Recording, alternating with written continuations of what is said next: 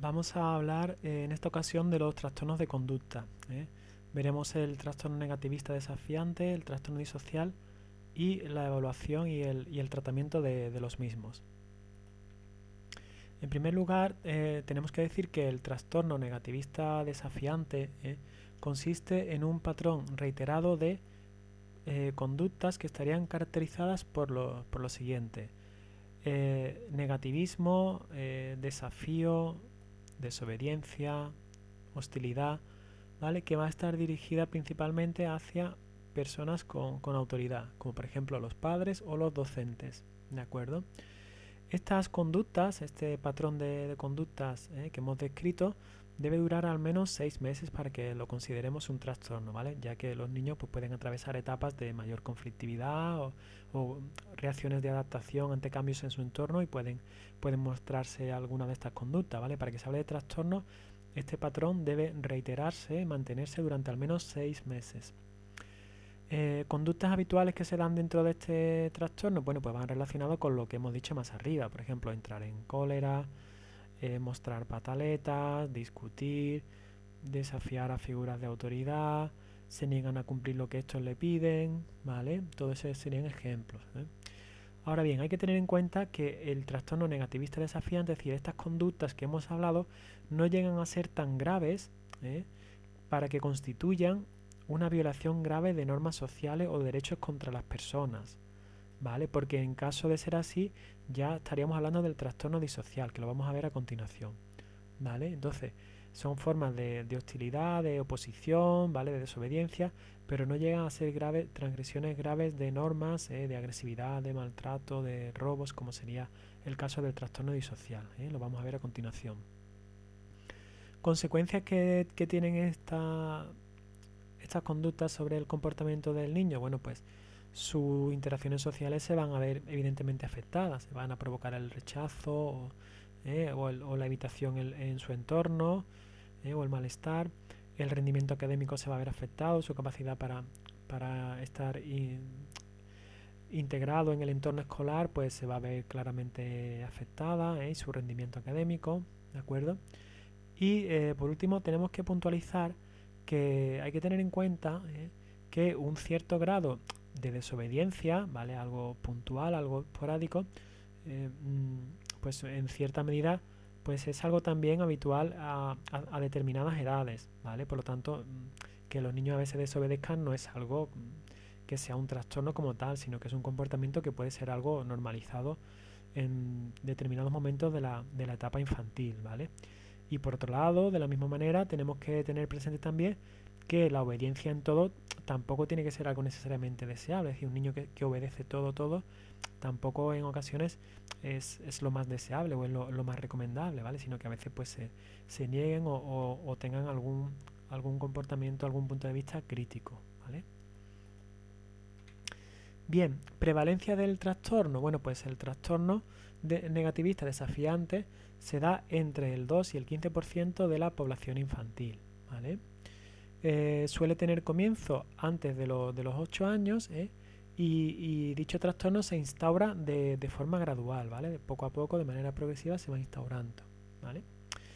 En cuanto a las posibles causas, lo que sería la etiología, se baraja la influencia, por un lado, de los estilos educativos parentales, por ejemplo, el estilo está más relacionado con el estilo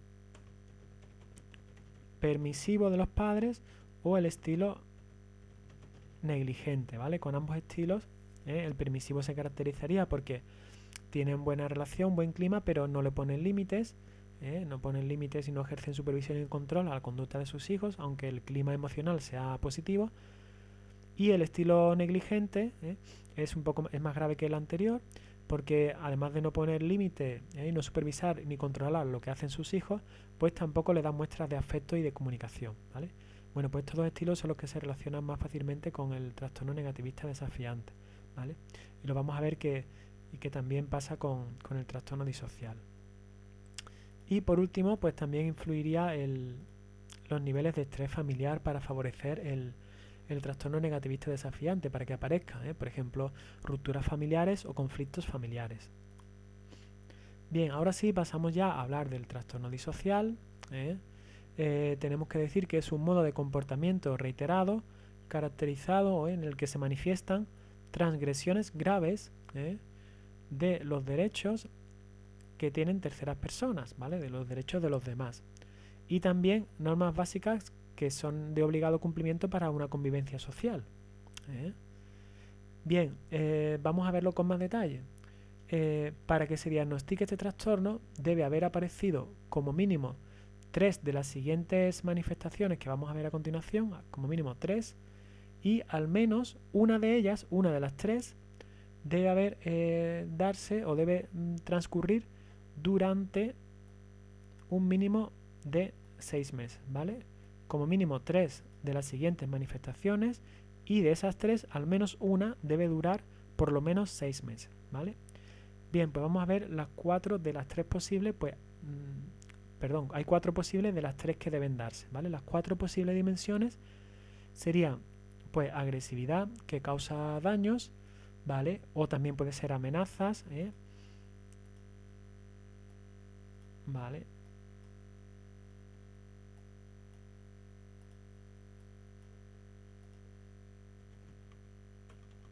Amenazas, daños a animales, mostrar crueldad, ¿vale? Comportamientos de crueldad, y también ya los niños más mayores, pues forzar a actividad sexual, ¿vale? Estos serían ya los más mayores. Otra de las dimensiones que se pueden dar en este trastorno sería provocar daños y pérdidas en propiedades materiales, ¿vale?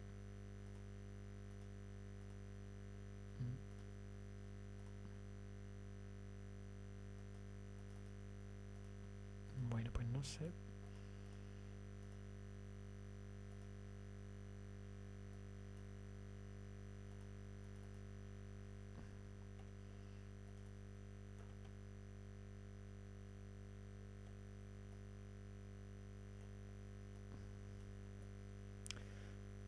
Por ejemplo, ¿qué daños se pueden provocar y qué pérdidas o qué pues tendríamos destrozos o provocar incendios, ¿vale?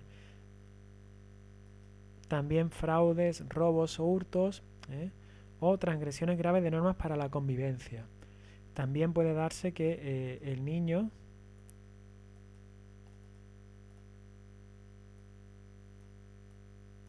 ¿vale?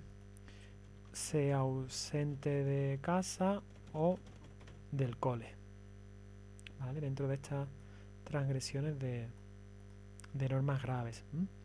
Bien, el trastorno disocial se puede asociar también con, es decir, puede aparecer a veces conjuntamente, aunque no tenga, no quiere decir que uno sea la causa de otro, pero que se pueden dar en ocasiones conjuntamente, se puede asociar con el trastorno por déficit de atención e hiperactividad, o la presencia de dificultades de aprendizaje, del cálculo, de la escritura, de la lectura, trastornos de ansiedad o trastornos del estado de ánimo.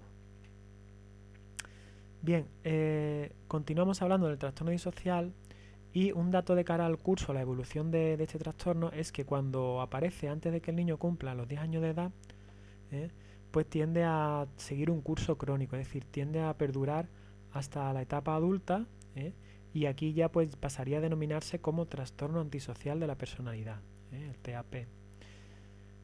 En cuanto a su prevalencia, el trastorno disocial pues ha ido aumentando en los últimos años.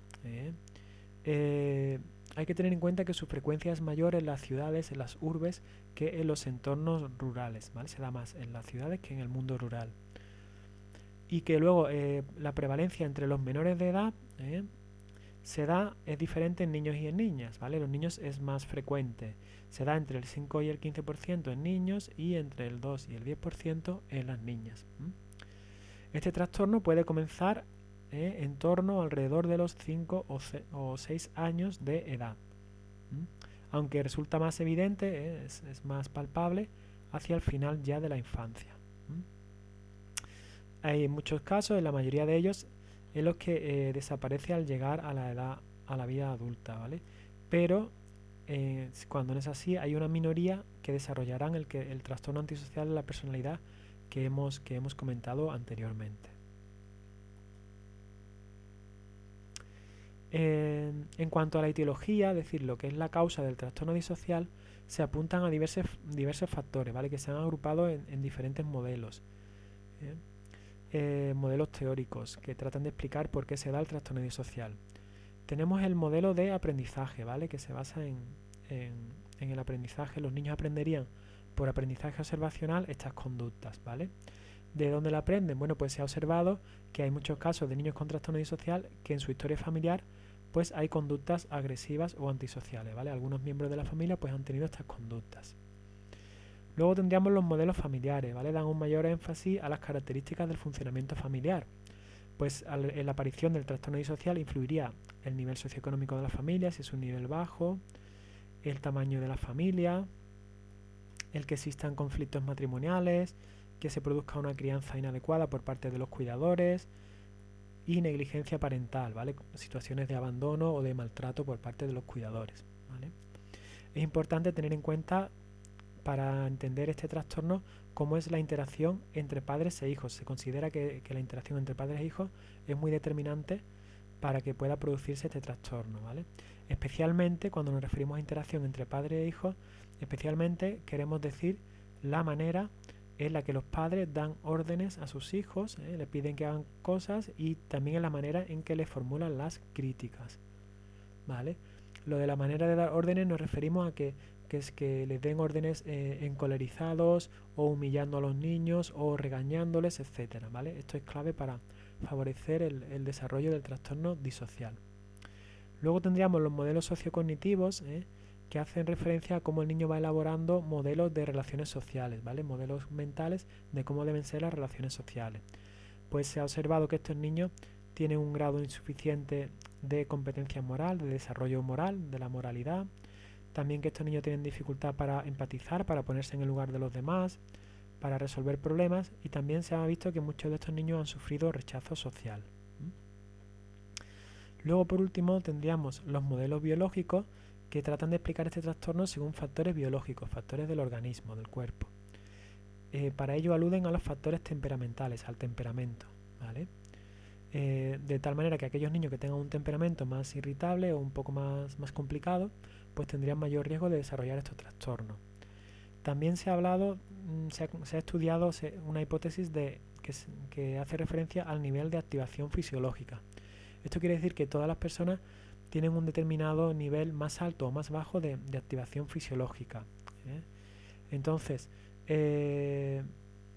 ¿vale? Un nivel más bajo, más alto de responder ante los estímulos del entorno, de reaccionar, de dar respuesta, y hay personas que tienen un umbral más alto y otros más bajo de reaccionar y de dar respuestas de alerta ante los estímulos del entorno y de activarse ante la estimulación del entorno. Entonces, desde esta hipótesis del nivel de activación fisiológica, se considera que las personas antisociales tienen un nivel bajo de activación y por eso con su comportamiento buscan continuamente situaciones, estímulos que les lleven a aumentar esa activación, ¿vale? Porque es como buscar un equilibrio. Tienen un nivel bajo de activación fisiológica y desean tener un nivel un poco más alto, que sería más adecuado. Por eso buscarían reiteradamente aumentar la activación fisiológica, ¿vale? Lo ponemos aquí si queréis. Sería personas antisociales, ¿vale? Tienen nivel bajo de activación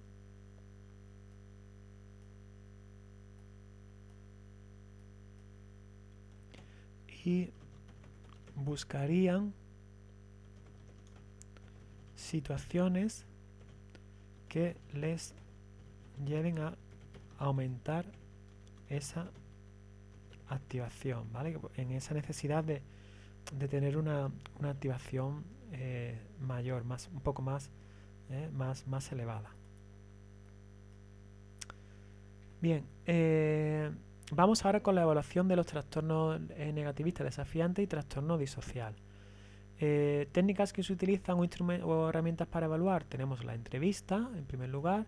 tenemos la observación y tenemos el uso de escalas o instrumentos de evaluación, ya previamente estandarizados, o, o, o baremados. La entrevista pues se llevaría a cabo para recoger información tanto de la conducta del niño como también de sus cuidadores y también de cómo son las características de la interacción entre el niño y sus cuidadores. También se aprovecha para recoger motivación hacia el cambio, es decir, qué grado de motivación tienen para cambiar esa conducta, para evolucionar hacia una conducta más adaptativa. También se utiliza la observación. La observación, lo que se observaría sería la interacción entre el niño y sus padres en ciertos contextos, ¿vale? Porque está claro que en todos los contextos no es viable, pero a lo mejor durante una tutoría o durante una consulta, en determinados momentos, pues se puede observar cómo es esa interacción. Y luego el uso de escalas, de instrumentos estructurados de evaluación, que sería la palabra más correcta, ¿no? Instrumentos estructurados, pues hay que tener en cuenta que existen numerosos cuestionarios para evaluar problemas de comportamiento en la infancia, ¿vale? Hay escalas de calificación de la conducta del niño, inventario de conductas infantiles, listado de conductas para padres, ¿vale? Y pasamos ya a hablar del tratamiento. En el tratamiento del trastorno negativista desafiante y del trastorno disocial, pues se pueden utilizar dentro del enfoque conductual de modificación de conducta, pues técnicas operantes como la extinción, es decir, que no consiga reforzamiento con las conductas inadecuadas como desobediencia o agresividad, el tiempo fuera, ¿vale? Evitar que el niño esté en contacto con los reforzadores durante un tiempo, ¿vale? Pues en el rincón de pensar, en otra habitación. El costo de respuesta, el costo de respuesta consiste en que cuando el niño emita la conducta indeseada, pues a continuación se le retira, pierde un reforzador que sea positivo para él. La sobrecorrección, que sería otra técnica, que consiste en reparar las consecuencias de la conducta indeseada y volver a realizar la conducta, pero de manera esta vez adecuada, ¿vale? Realizando la conducta que sería en el modo correcto. Tendríamos otra técnica que es el refuerzo de omisión, ¿vale? Que consiste en que la conducta indeseada impide que aparezca la recompensa que de otra manera si se hubiera otorgado. Es decir, si el niño no hubiese realizado la conducta indeseada, pues sí hubiese tenido esa recompensa, pero como ha realizado la conducta inadecuada, pues aquella recompensa ya la pierde, ya no la va a obtener, ¿vale? Ese es el refuerzo de omisión. También se utiliza entrenamiento para padres y hay un programa que está específicamente dirigido a niños de 4 a 7 años que se llama Ayudando al Niño Obediente, que tiene una serie de componentes, ¿vale? Por eso es un programa. Por un lado, enseñar a los padres a dar órdenes concretas y directas, es decir, que no sean órdenes ambiguas, que incluso especifiquen la acción motora que tiene que dar para que la orden se cumpla de manera correcta. También que los padres permitan al niño el tiempo suficiente para llevar a cabo tales órdenes, que le dejen el tiempo que sea necesario, ¿vale? No se apresuren. Y por otro lado, recompensar de manera contingente al comportamiento omitido. ¿Qué quiere decir de manera contingente? Que cuando la conducta es adecuada se le recompense positivamente y cuando la conducta es inadecuada, por ejemplo desobediencia, pues que tenga una consecuencia negativa, como que pierda un reforzador o que aparezca alguna consecuencia que sea negativa para el niño. ¿De acuerdo? Y ya para terminar, pues el tratamiento cognitivo-conductual, ¿vale? Mezclando componentes cognitivos y de modificación de conducta, pues tratar de favorecer relaciones interpersonales adecuadas con otros niños, con otros adultos, ayudarle mediante un entrenamiento de habilidades sociales para que desarrolle habilidades de interacción con los demás en contextos sociales. Y también se pueden utilizar determinadas técnicas para investigar acerca de cómo son los valores que la familia tienen sobre cómo deben ser las relaciones. Es decir, indagar sobre cómo la familia del niño entiende que deben ser o lo que considera la familia del niño lo que serían unas relaciones normalizadas y cómo entienden que debe ser la vida familiar, ¿vale? Para ello deben indagar en cómo los familiares expresan sus sentimientos, la manera en la que expresan los sentimientos, la manera en la que se reparten el trabajo, las tareas de casa, etcétera, la manera en la que utilizan los recursos, pues por ejemplo los recursos materiales o la electricidad o el agua o la conexión a internet, y también cuáles son aquellas violaciones de normas familiares que se dan en el contexto familiar y que hacen o favorecen que las relaciones familiares sean disfuncionales, ¿vale? Sean desadaptativas o conflictivas. Y por último, también se pueden llevar a cabo intervenciones directamente en el contexto familiar, aunque estas últimas son más idóneas en el caso de adolescentes con trastorno disocial, ¿vale? Pueden ser modelado, moldeamiento, entrenamiento en habilidades de comunicación, reforzamiento y también el contrato conductual, el contrato de conducta. Bien, pues con esto hemos terminado de hablar acerca del trastorno negativista desafiante y el trastorno disocial, ¿vale? Tanto en sus características como la evaluación y el tratamiento de ambos.